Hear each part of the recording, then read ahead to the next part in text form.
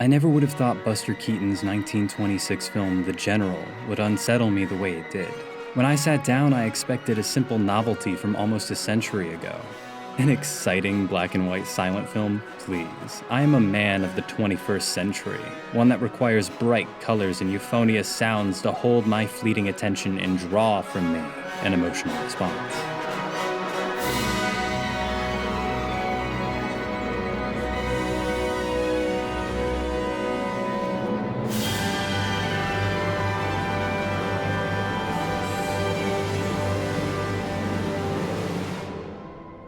Looks like I was wrong.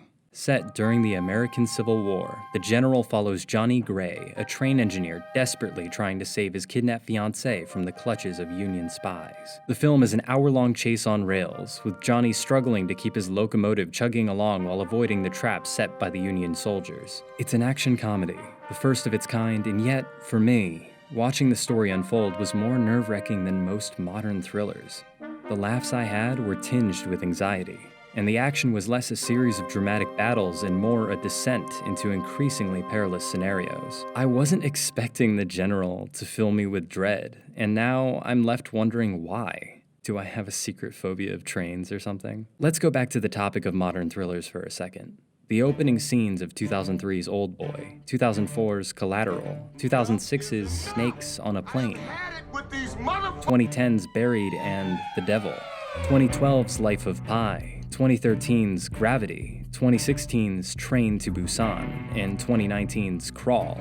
These films all follow unlikely heroes dropped into tense, claustrophobic situations. Resources are limited, near brushes with death are frequent, and the hero's only hope is to face that risk, push through the overwhelming odds, and hopefully make it out by the skin of their teeth. The General is a thriller, structurally speaking, but the end result is different. The situation is intense, the moment-to-moment conflicts are nail-biters, yet the film is striving for a lighthearted tone. This disparity reminds me of 1990's Home Alone, another slapstick comedy with a thriller plot structure. Two burglars break into a house and try to hurt a defenseless child, only to find out the hard way their target isn't so defenseless after all. You guys give up, or you're thirsty for more? Unlike The General, the slapstick in Home Alone is inflicted exclusively on the antagonists. The comedy is derived from the foolish bandits walking right into the creative traps waiting for them. Heads up! And we know those traps are waiting for them. The film builds up to its slapstick payoffs with dramatic irony, moments where the audience knows something the characters don't. And The General has a lot of examples of this type of joke. Johnny doesn't immediately realize he's left the Confederate soldiers behind. He doesn't notice when the train regains traction until well after it's sped off without him. The humor comes from us knowing what Johnny doesn't. This formula of expectation, mistake, dramatic irony, and reaction is at the core of The General's style of comedy.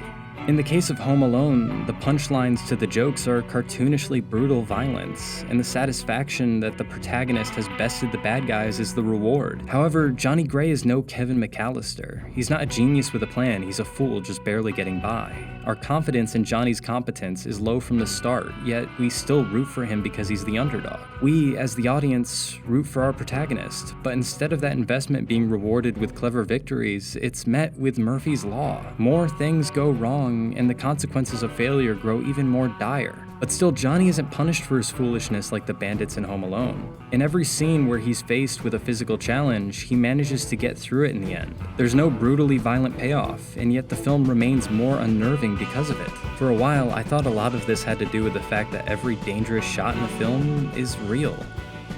Buster Keaton, director of The General and man behind Johnny Gray, is best known for his stunt work and his dedication to never faking a gag. Keaton did everything himself as you see it on screen. No stunt doubles or VFX. No safety pads, no rules or regulations. They didn't have that at the time. Everything was done the old-fashioned way, exactly as you see it in the film. When Keaton falls off the bike, or has his cart pulled out from under him, there's nothing breaking his fall. Whenever Keaton nearly dies, he really almost died. If he falls off the train, or it derails, which nearly happens several times in the film, Keaton is dead. That's a wrap. Film canceled. When you watch the film with this in mind, it makes every moment seem as if he only just barely made it out alive. And for me, it was hard to laugh when I felt like every scene was a snuff film waiting to happen. So, in conclusion, Buster Keaton's The General is unnerving because it combines a constantly building thriller plot structure with genuine, death-defying stunts that get increasingly severe throughout the film. Wait a second, I'm missing something here.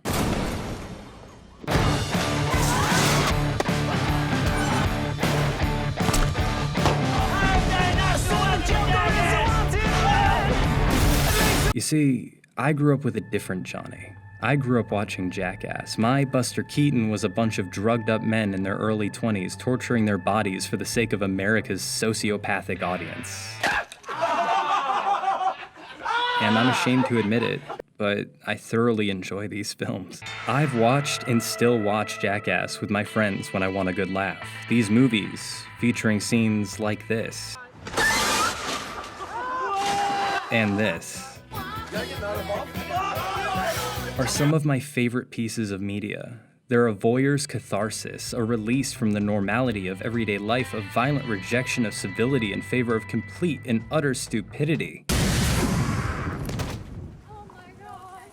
You've got out of California. Woo! Tell Charlie Daniels to write a song about this. So then, something's not right here. Why can I watch this and not feel tension, but this made me wince in my seat? To avoid the ultimate conclusion that I'm simply a sociopath, allow me to dig a little deeper. The stunts in The General are interwoven into the narrative, rather than just a series of disconnected skits. As a result, at any given time, the audience is worried for two people, Buster Keaton and Johnny Gray. We're not watching a man willingly hurt himself. We're watching a man, both on screen and behind the scenes, persevere through danger. We want Johnny to succeed just as much as Buster because we're invested in both of their journeys. Keaton doesn't cast himself as a traditional protagonist. He's a stone-faced goofball who makes mistakes, and that's deeply relatable. It's kind of hard to relate to any of these guys. And because of that relatability and earnest effort to create comedy at the risk of his own well-being, it's hard to want a Home Alone-style payoff. It's hard to want to see Johnny get hurt. And I think that's what I struggled with. The expectation that his perseverance wouldn't last. The punchline in slapstick comedy is so often, well, a punch, that the absence of it caught me completely off guard. The jokes don't come from the hits, they come from the misses, and there's a tension that comes with that. It's not a story we're used to seeing a happy ending to. Brutality is everywhere in the media. Fools are punished for being foolish, and the hero is always on top of things because that's how it's supposed to be. But before all of that, the Home Alones, the Jackasses, the modern-day thrillers, we had Buster Keaton trying his best to get you to laugh with him and root for him through his craftsmanship and dedication. It's a story grounded in a personal journey, a train ride of laughter and tension, of perseverance through recklessness.